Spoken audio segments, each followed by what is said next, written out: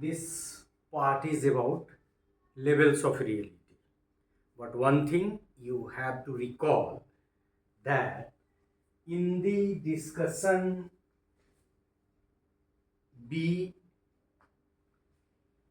talked about vector psychology, topological psychology, group dynamics और कहा कि इन तीनों के माध्यम से हम लोग कुर्तलेगुन को समझने का प्रयास करें। और फिर बताया कि जब हम टोपोलॉजिकल साइकोलॉजी की बात करते हैं तो there are two concepts. Number one life space, और उसको भी हम लोगों ने फर्दर डिस्कस किया, और दूसरा पार्ट था levels of reality. So in order to discuss topological psychology, we got two key concepts associated with topological psychology, life space, और लाइफ स्पेस को हम लोगों ने अब एक्सप्लेन कर लिया। नाउ बारी है लेवल्स ऑफ रियलिटी के डिस्कशन का।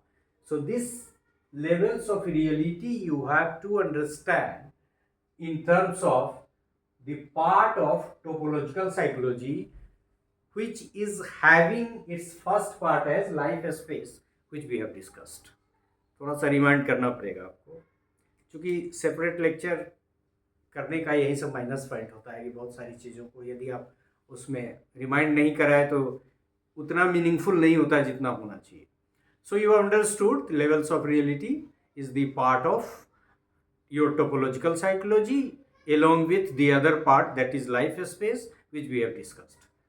So come on, the concept levels of reality।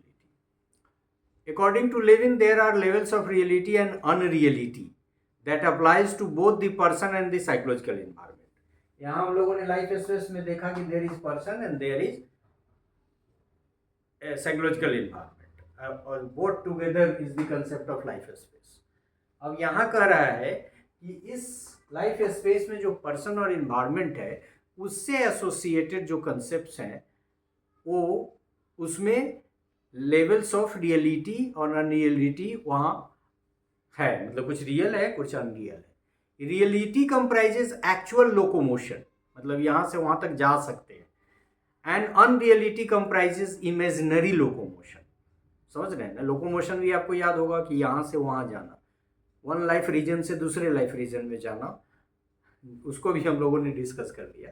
तो लोकोमोशन मतलब एक्चुअल है, which is feasible, which is actual, जा सकते हैं। और यदि आप कल्पना में जा रहे हैं तो अनरियलिटी का नाम उसको दिया। A person may change his her work or may join a new party. This illustrates Lewin's concept of reality. मतलब ये एग्जाम्पल दिया कि एक पर्सन है वो अपना वर्क चेंज कर सकता है और फिर दूसरी पार्टी ज्वाइन कर सकता है। अभी देख रहे हैं इलेक्शन का ज़माना है, बिहार में इलेक्शन है और इसमें से उसमें जा सकते हैं कि नहीं जा सकते। एंट्री बहुत सारी पार्टी है जिसमें एंट्री थोड़ी कठिन है यहाँ में कोई भी पार्टी हो, मान लीजिए अब इस ग्रुप को छोड़ के उस ग्रुप में जा रहे हैं, कम्युनिस्ट पार्टी छोड़ दिया, बीजेपी को ज्वाइन कर लिया, बीजेपी छोड़ के आरजेडी में चले गए, आरजेडी छोड़ के जनता दल में चले गए, फिर कांग्रेस में चले गए, ये पार्टी इस सेंस में। In the same way a person may daydream to become the president of a political party और ए नेशन। अभी राहुल गांधी जान रहे हैं उनका वो पार्टी में उनका अपना ये रोल है, और बहुत कोई सीनियर लीडर भी हो, यदि वो डे ड्रीम करेगा कि हम पार्टी प्रेसिडेंट हो जाए तो फिर दिक्कत है, चूँकि ट्रेंड क्या है। या इवन बीजेपी में बहुत दिन आपने देखा कि पार्टी का लफड़ा चल रहा था, पार्टी प्रेसिडेंट की अभी चर्चा की बात है, तो बहुत टाइम लगता है। और मान लीजिए कि कोई कार्यकर्ता भी डे ड्रीम करता है कि नहीं हम भी हो सकते हैं, जो नहीं हो सकता है तो इसको उसने नाम दिया unreal. So this illustrate Lewin's concept of unreality. एक एग्जाम्पल वहाँ, एक एग्जाम्पल यहाँ कि आप हो नहीं सकते हैं और सोच रहे हैं कि हम पार्टी के प्रेसिडेंट हो जाए। देर आर वेरियस डिग्रीज और levels between these two extremes. मतलब दो इंड जो हुआ रियलिटी का और अनरियलिटी का, इस दोनों के बीच में अनरियलिटी, आई में राइट रॉन्गली, मेरा ध्यान कहीं चला जाए तो वहाँ। अब ये एक स्केल है, मान लीजिए कि इस इंड पे रियल और इस इंड पे अनरियल है, तो ये लंबा है इसका स्पेस कि कितना रियल कितना अनरियल, आधा 75% unreal, 25% real, and like that you can, इस सेंस में इशारा है degree. So there are various degree और levels between the two extremes, that is reality and unreality. Planning और thinking lies somewhere at intermediate level between these two extremes.